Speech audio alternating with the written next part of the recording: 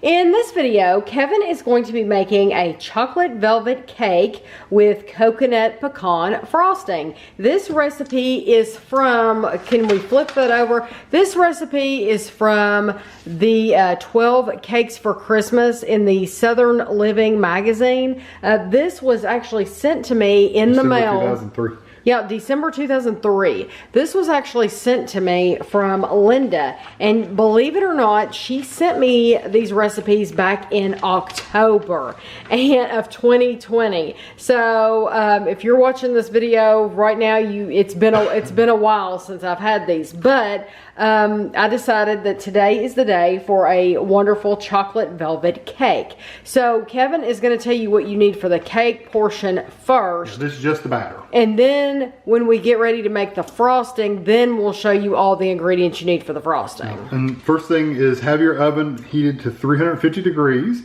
And you want to spray 3 9-inch cake pans. We use the Baker's Joy because it already has the flour built in. But if you don't want to do that, you can just butter them and flour them on your own. That's up to you, whatever way you want to do it. So the ingredients you need is 1.5 cups of semi-sweet chocolate morsels, 1/2 cup of butter softened, and I just put it in the microwave for a few seconds. You need 1 16-ounce or 1-pound package of light brown sugar. You need 3 large eggs. 2 cups of all-purpose flour. There's also a teaspoon of baking soda in here and 1/2 teaspoon of salt. You need an 8-ounce container of sour cream. 1 cup of hot water. We've got a measuring cup out here, but you want really hot water. And then 2 teaspoons of vanilla extract. So that's what's in here.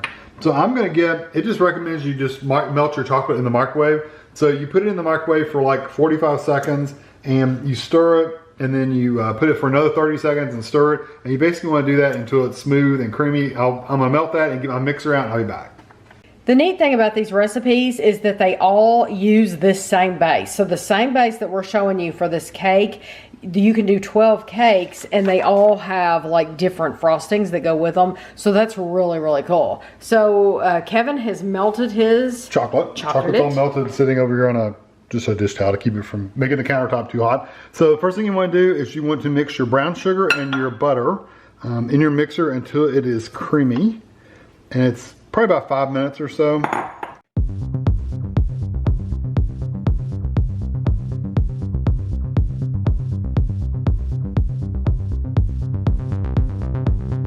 just gonna turn that down so you can hear me. So now basically we're gonna add 1 egg at a time until it's well blended, but don't over blend it.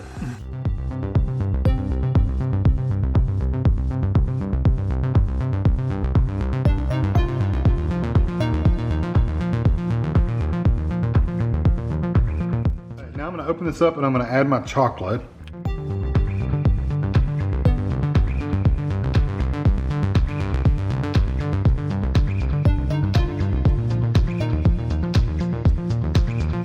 Alright, so now I'm going to mix this until it's blended, but again, don't over mix it. So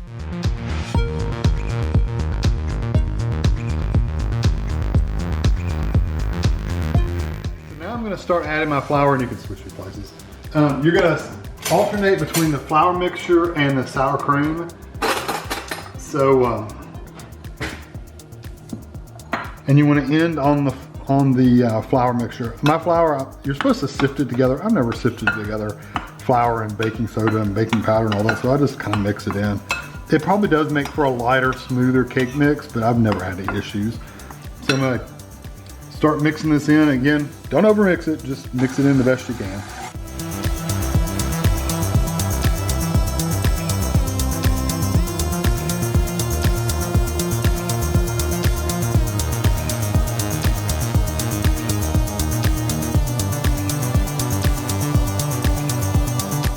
Last one in, I'm going to need hot water, so I'm going to get Tammy to get me some really hot water, a cup of hot water. Okay, so you're going to add your hot water, it's really hot, and a slow, steady stream on low until it's all in there.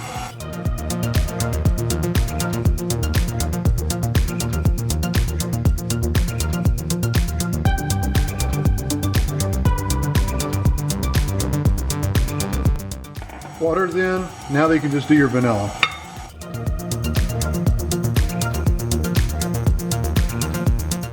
So so my batter's ready, and I'm gonna divide these as even as I possibly can, which is sometimes a challenge.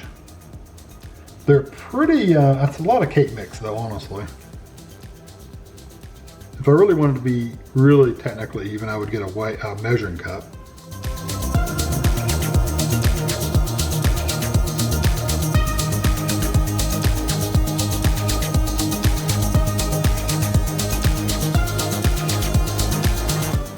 Okay, so these are gonna bake for 25 to 30 minutes until a toothpick comes out clean. Okay, the cakes just have a few more minutes, so I'm gonna get the frosting started. So this is the Coconut Pecan Frosting, and it makes about 5 cups. So you need one 12-ounce can of evaporated milk, and I've already opened it. 1.5 cups of sugar, 3/4 a cup or a stick and a half of butter or margarine, 6 egg yolks, 1.5 teaspoons of vanilla extract, and then 2 cups of chopped pecans, and I'm gonna toast these. And then you need 1.5 cups of sweetened flaked coconut. So the first thing I'm gonna do is gonna add into a saucepan. It says 3 quart. I went ahead and got my big 6 quart out. You're gonna add the evaporated milk, the sugar, the butter, and the 6 egg yolks. You're gonna bring that to a boil, and you're gonna cook, stirring regularly, constantly, for like 12 minutes. So I'm gonna go ahead and get that started.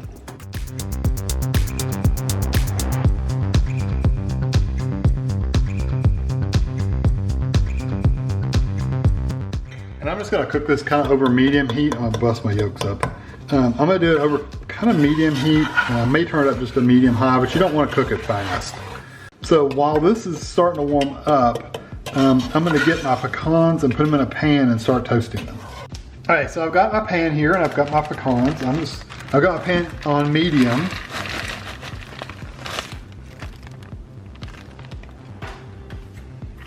And just keep an eye on these. You really just need to keep them moving once the pan heats up, because they go from toasted to burnt really, really fast, and they don't taste good burnt.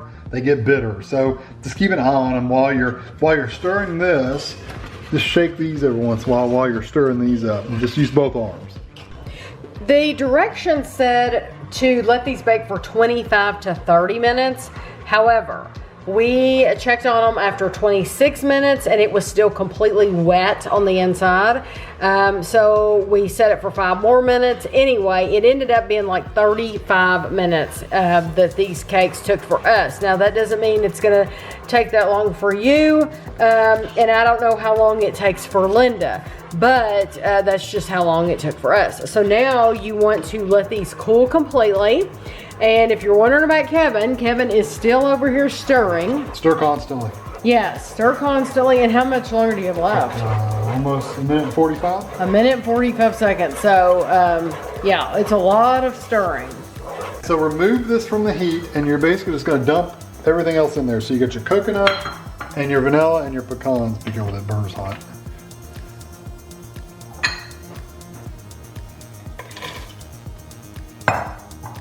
And you stir it, and the directions say to stir it until it's cool.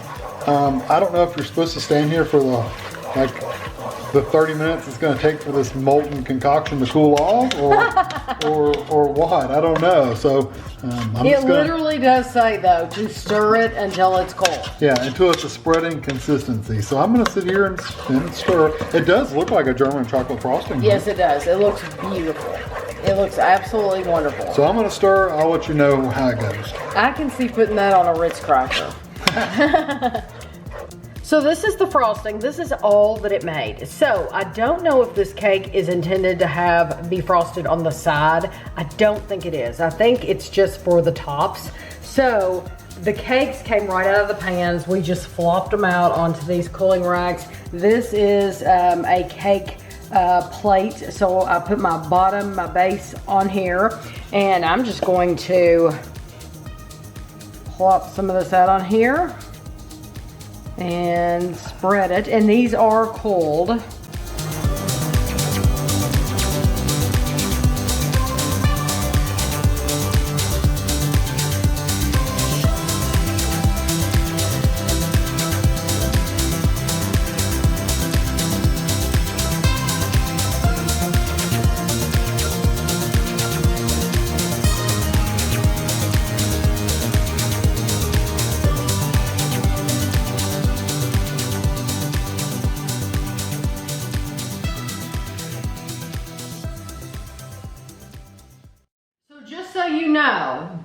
There was supposed to be enough icing to cover the outside. But I did not know that when I started frosting it. I didn't read that part. Kevin didn't tell me that part. But I tell you what though, you would be challenged to get that on the side. It would have really to be a thin layer. Yeah, it's really not a ton of frosting. I mean, it's not really thick or anything.